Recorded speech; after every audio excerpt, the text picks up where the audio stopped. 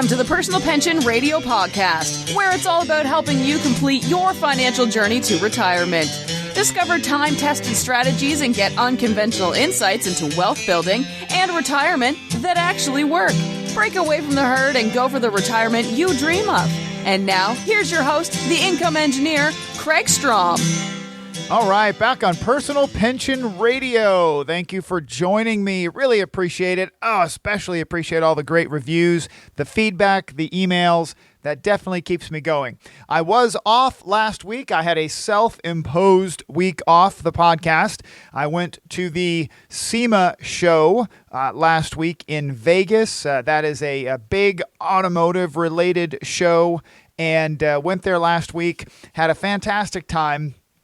And I can say that I probably don't need to do it again. If you don't know what SEMA is, it is the Specialty Equipment Market Association.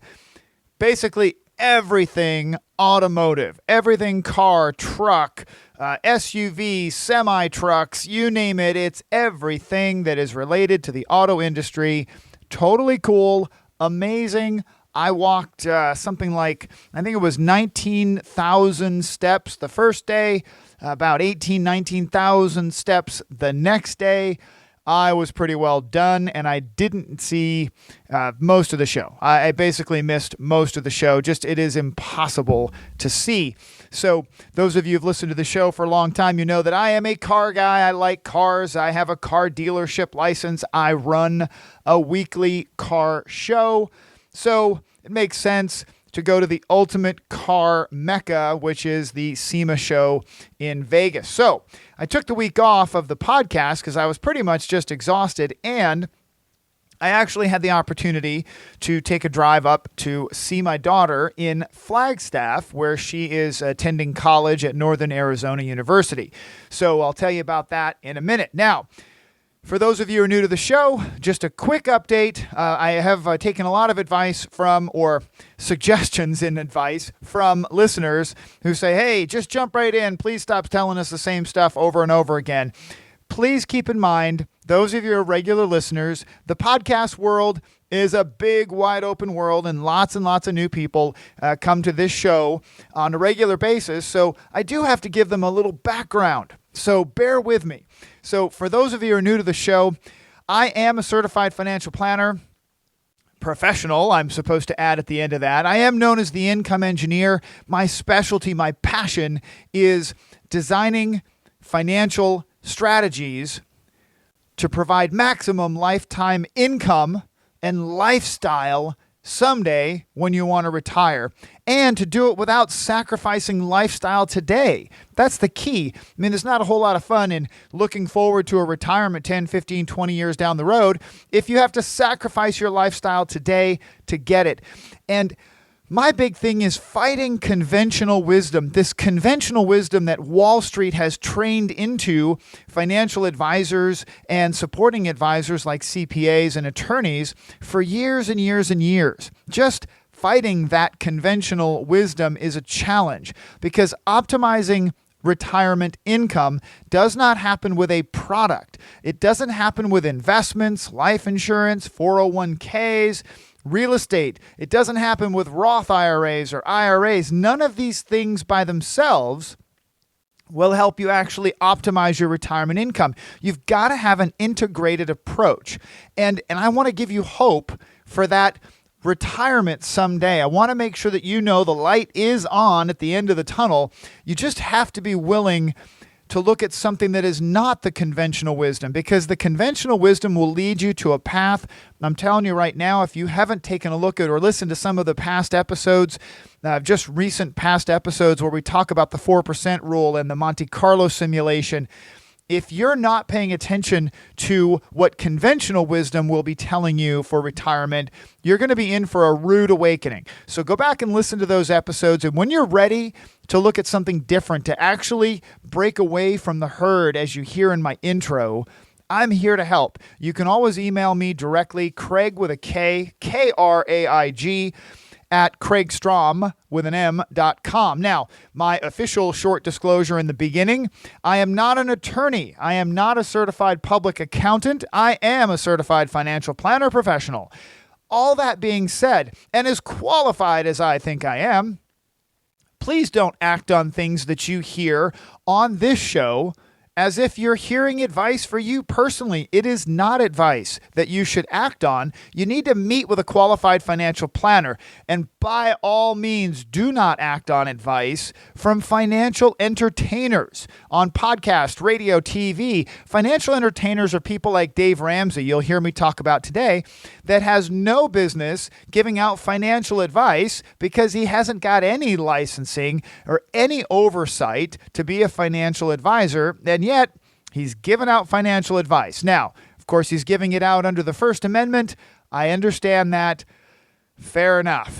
Please don't act on things that you hear from financial entertainers or even on this show until you've actually met with a qualified financial advisor who's taken you through a discovery process to really get to know your situation. Now, let's get started. Jump right in. Those of you who have been regular listeners, you know that I've been adding this bonus segment. I'm just going to keep it in, I think, from now on when it's appropriate. It's the deal of the week. The deal of the week. And you heard me say a couple of times that I want you to encourage your kids, your young, friends, young relatives, especially during this Thanksgiving and Christmas season. Please encourage these kids out here to stop paying retail. There is no reason whatsoever, with the amazing tools and power that we have to research pricing, to find a bargain, to shop Craigslist virtually anywhere in the world from the palm of your hand to find something on a deep discount. Please teach your kids not to pay retail. So I had a proud moment, right? 2 weeks ago when I was out in SEMA to the Las Vegas show, I had some opportunity to text back and forth with my daughter in Flagstaff before I headed that way, because it was about a 4-hour drive to get to Flagstaff from Vegas. Anyway, Madeline, my daughter, told me she was going to take me out to dinner. Now, I, of course, had planned on buying her dinner. I mean, I appreciated the idea that she was going to take me out to dinner, but hey, isn't that what dads do when they go see their poor college student in their little college town? So we were going to go out to dinner, and she took me to a restaurant that she had never been to before in Flagstaff. Now, this is an Italian place that she had always wanted to try, and she thought it'd be nice. It's semi-fancy, kind of, uber hip kind of a place. Now, after we were seated, right? So after we were seated, my daughter started noticing the portions that were being served to other people around us. She was actually paying attention to the portion size, and she asked the server, kind of describe how big of a portion would our meal be? Because when Madeline and I go out to a place like this, we often will share an entree because she eats like a bird, and I generally don't eat that much at an Italian restaurant because they serve bread, and I love the bread. I don't want to be rude, so I eat the bread. So Madeline was thinking about the two of us sharing a large bowl of pasta and everything, and she asked the server to describe the sizing.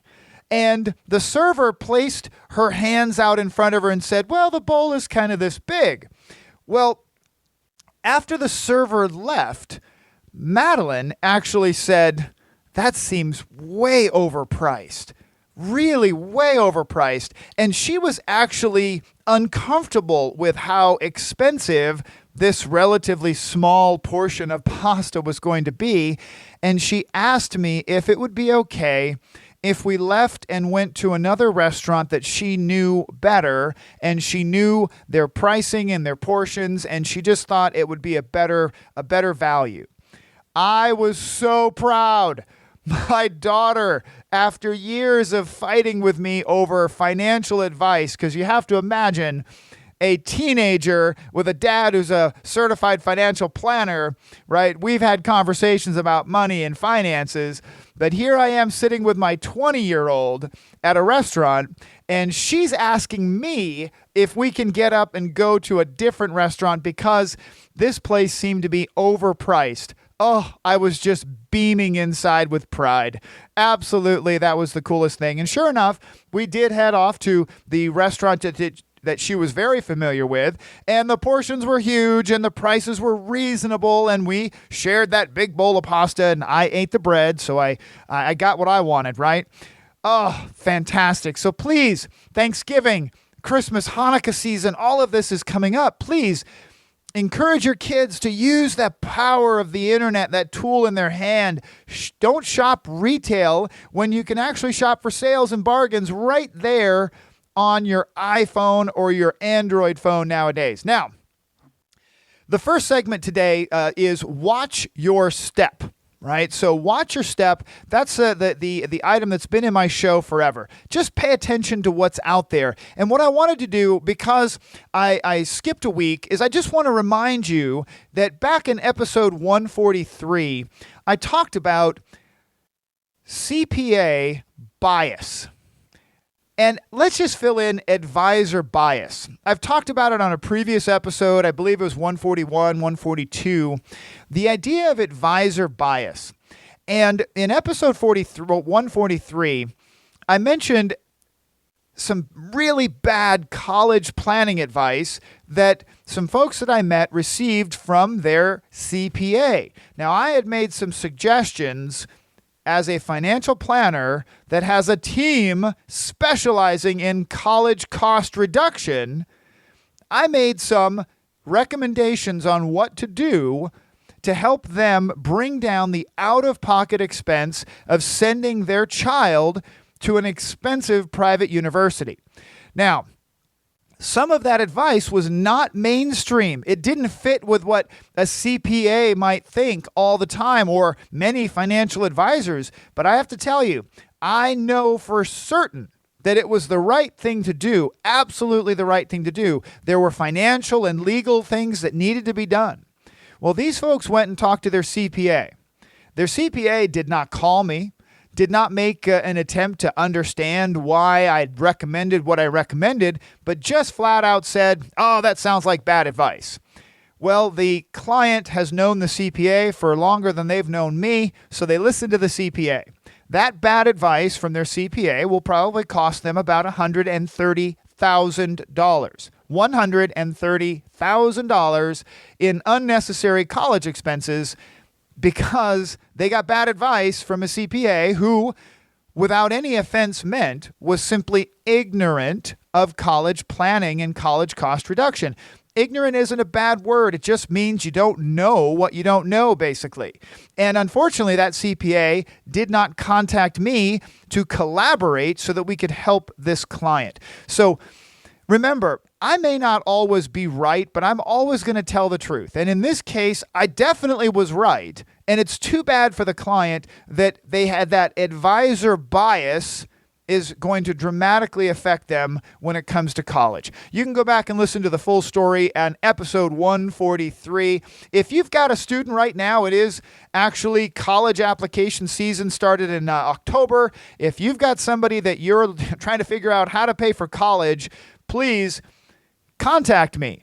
We have a great team. We do amazing things with folks to help bring down the cost of out-of-pocket cost of college.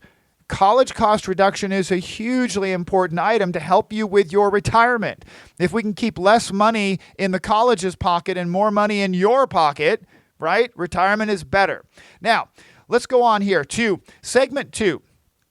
These are observations and things that I'll bring up. Occasionally we'll have listener questions and such, but in the last episode, I actually promised I was going to follow up on something else that Dave Ramsey is wrong about, right? So episode 143, I actually applied Dave Ramsey's own advice to prove him wrong, right? That was the last episode on 143. So today, okay, we're going to do the same thing.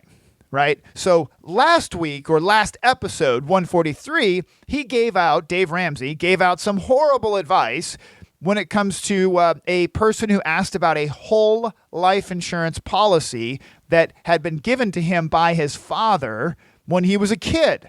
Oh, Dave Ramsey, terrible, terrible advice that he gave to this guy regarding this whole life policy. Go back and listen to the whole thing, episode 143.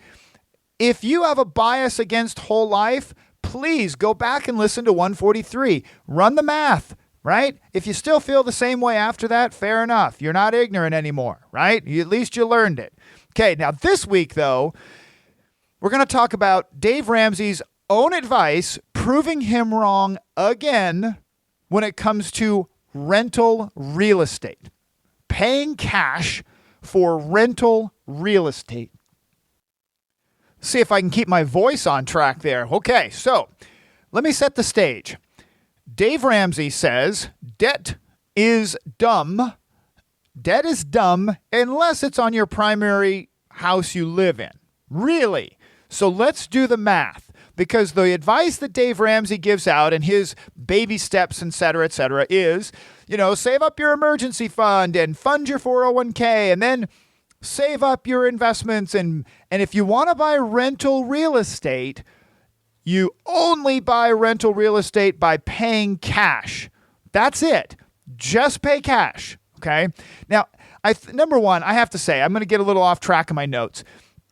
That is so easy to say for someone who makes $9-10 million a year or more and just has unlimited amounts of cash to spend on rental real estate, right? It's just, think about that. Just pay cash for your rental property. All right, well, let's do the math, okay? So first we need to establish that a piece of real estate, whether it's land or a house or apartment, is a single asset. It has one single rate of return. Paying cash or using debt does not change the fact that the real estate has one singular rate of return. All right, so we'll touch on that again here in just a little bit. So let's say that we're not going to do this example in California, because California is a difficult place to find a home, a rental house, for $250,000. Now, at least where I live, to find a rental property for $250,000 that I can easily drive to and actually go see the property without having to drive to the desert or, 5, 7, 18 hours north, we're going to say we're in Wichita. I have no idea, but I looked it up, and in Wichita, Kansas, you can get a rental property, for sure, and $250,000, absolutely for sure. Don't quote me on where in the United States this is. I'm just using this as a general example, okay? So we're going to buy a rental house for $250,000. We need to save up $250,000 in cash, plus I put in $5,000 of closing costs. All right? I don't know what it's going to be. Not to mention, we also have to be prepared for repairs and renovations to rent it out. Now, I'm not going to do any of that. I'm just going to say we found a perfect house ready to rent for $250,000. We need $5,000 down payment, closing costs to get into it. We're going to use an appreciation rate. That's the rate at which that home will go up in value. Because what did I say earlier? Real estate has only one rate of return. So let's use a 5% rate of return. Let's hold on to that piece of real estate for 20 years. All right? 20 years, and then we'll run our numbers and see what the math looks like. We're going to use property taxes at $200 a month, insurance at $100 a month, maintenance at $100 a month, and a sinking fund. What is a sinking fund? Well, a sinking fund is just money we set aside to pay for the air conditioning unit that will break someday. The leak in the bathroom that will happen someday. The expense that will happen on this property someday. truly the sinking fund should probably be more than the $100 per month, because if it needs a roof, that could be $6,000, right? Okay, we're just going to do $100 a month sinking fund. And we're going to say that we could rent this house for $1,300 per month. All right, let's look at the house by itself paying cash, just the house. Let's just take that first. Remember, the house has one rate of return. So if we assume a 20-year holding period and a 5% appreciation, we have to take away the monthly expenses that eat away at that value over the 20 years. And we're not going to include the big air conditioner repair. We're not going to include a new roof in 20 years, which it most likely will need. And the actual rate of return on this house by itself is about 3.5%. 3.5%. And that's without the air conditioner. You throw in an air conditioner and a roof, you could be at a negative rate of return holding that house as an asset by itself. Okay? Moderate, very minimal net rate of return. Now, we're going to add in a tenant. A tenant paying $1,300 a month, the rate of return goes from 3.43% to 7.4%. So we get a 4% bump in our long-term rate of return by having a tenant in there. Now, this is assuming that we have a 20-year never vacant property. That is not going to happen, unlikely in most cases. But I'm just using this as an example, all right?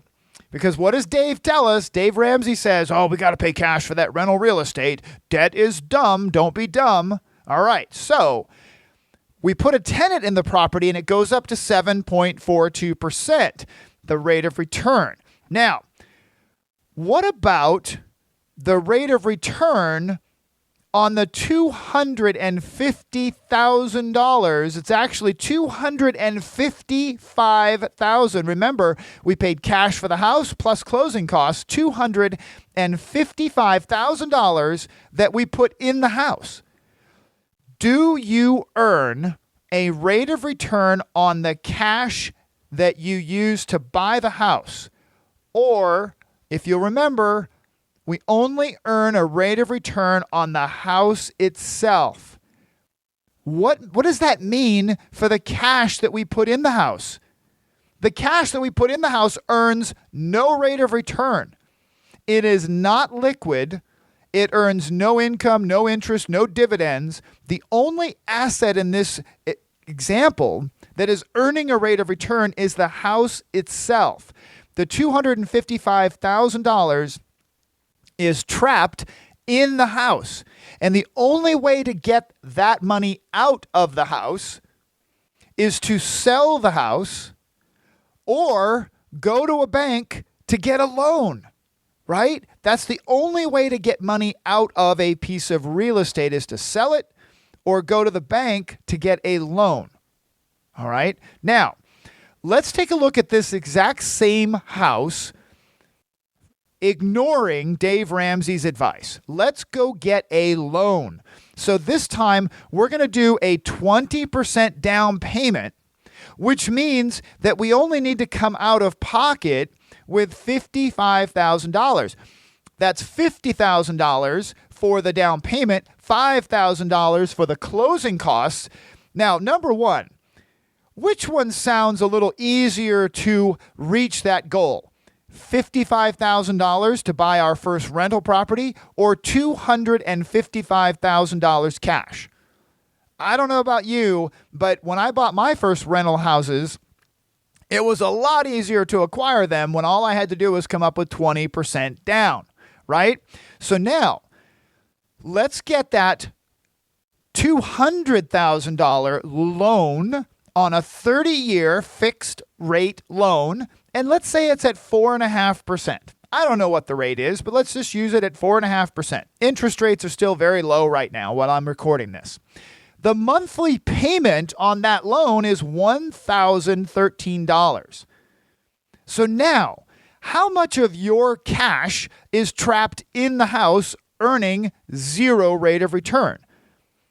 $55,000. $50,000 for the down payment, $5,000 for the closing costs. So the rate of return on the same house with a loan is now, keep in mind, they have a tenant. Who's paying for the loan? Yeah, the tenant. The tenant is paying for the loan, right?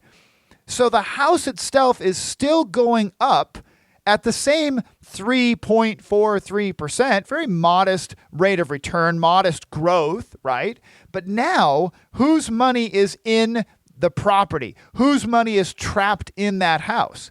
It's the bank. The bank's money. That $200,000 is now the bank's money that's holding that same asset. And who's paying for the loan? The tenant. So now the rate of return on that same property, instead of 7.42%, now we're over 10%. We're over 10%, 10.13 on my calculation, everything else remaining the same. We're earning the same rate of return on the asset without using all of our own cash. That's critical. Without using your own cash, you're controlling the same asset. We're letting a tenant pay for the control of that asset, right? Now, don't forget that when you use a loan, you get to keep your cash for something else. Let's take a look at that. $200,000 that can be invested somewhere else. So let's use Dave Ramsey's own advice again. I'll draw back to this life insurance discussion I had last time. Dave Ramsey says you should never in a million years ever buy whole life insurance. You should only buy term insurance. And what does Dave tell you about the difference? He says you should invest the difference. You should avoid that whole life, buy term, and invest the difference. That's the mantra. So let's take Dave Ramsey's own advice, buy this property with a loan, and what can we do with the $200,000 that we did not trap inside the real estate asset? For 20 years, couldn't we invest it? Couldn't we invest it? So what if we earned 7% on that $200,000 for 20 years? That would grow up to $774,000 over the course of 20 years. That $200,000 would grow up to be worth more than the house itself in the example. So let's compare the numbers. $255,000 paid cash into the house. We would cash out, sell the house after taxes, etc., and we'd keep just over $600,000. Sounds okay. Now, if we only put $55,000 in the house when we got a loan for the rest, we'd cash out $516,000. And people stop right there and they go, oh, see, you paid cash for the house and you got more money. 607 versus 516. Whoa, wait a minute. Plus, if you used a loan, you got to invest the $200,000. Remember? The investment money that was not trapped in the house, earning zero, is added to the value of the house. So we have a $516,000 net plus the $773,000 investments. We've got $1.2 million. We have $682,000 more by using debt to buy the rental property. This is just math, folks. This is absolutely just math. And my closing thoughts on it, who's more secure? Who's in a better, more secure position? The person who had $200,000 growing in an investment account that was liquid for emergencies, or the person who took all of their life savings, $250,000+, and stuck it in an illiquid asset, right? you're a lot more secure when you use debt properly to buy a rental property. Real estate or any investment that you buy only has one rate of return. The cash you use to buy the investment does not have its own rate of return separate from the asset itself. So real estate is an amazing asset in that it is the only asset that you can buy with legitimate, tax-deductible, government-sanctioned debt and let someone else pay for it by renting the property. So real estate truly is an amazing asset. By itself, paying cash for real estate, it's a lackluster investment at best. Really, lackluster investment at best. It's when you add properly structured and properly designed debt to rental real estate that it absolutely sings. So this idea that Dave Ramsey floats just so casually, you should pay cash for rental real estate, it absolutely doesn't make sense. The math doesn't add up. The math it works completely the opposite. If you would like to talk about this in more detail in your world, if you want to discuss this, if you want to challenge this, if you want to ask more detailed questions about your situation, please send me an email, Kraig with a K at kraigstrom.com. Absolutely happy to chat with you about it. And we could actually do a webinar and I will go through these numbers with you. I'll take you through the math because I use some very specific analytic tools to verify these numbers. I don't just pull them out of thin air. So absolutely, if you're interested in this, and if you'd like to actually do a deeper dive into your own retirement income situation, or if you're planning for college and you're trying to figure out how to cut those costs and lower things down, that's another great conversation right now to have with a certified financial planning professional, namely moi. I'm happy to help. You can reach me on LinkedIn, Kraig Strom. You can get me via email. I very much look forward to talking to you. Please, this is the holiday season coming up, Thanksgiving, Christmas, Hanukkah, all of that. It's a great time to talk to your family members about whether they have wills, trusts, powers of attorney. Do they have their beneficiaries correct on their 401k and their life insurance? Now is the time to be having those kinds of conversations with the people you care about, the people you love. I can help. I have a great team of attorneys that I work with, an awesome financial firm. We are here to help fully 360 degrees on whatever you might need. Don't hesitate to ask. Send me an email. I'll talk to you again real soon. Take care. Thank you for listening to the Personal Pension Radio Podcast. If you missed anything during the show, that's okay. We took the notes for you. Check the show notes for links, offers, and a full transcript. And don't forget to head over to personalpensionradio.com and download your free retirement income report. While you are there, we would appreciate some iTunes love. Please leave us a fantastic rating on iTunes by going to personalpensionradio.com/iTunes. Thanks again for listening. Now for the disclosure. Information presented is for educational purposes only and is not intended for solicitation, sale or purchase of any security or financial product. Be sure to first consult with a qualified financial advisor and your tax professional before implementing any strategy discussed here. The term personal pension refers to a marketing name designed to educate future retirees and retirees about the economic principles behind creating their own pension-like income. The term personal pension is not intended to be confused with a defined benefit pension plan offered by an employer or by a government entity.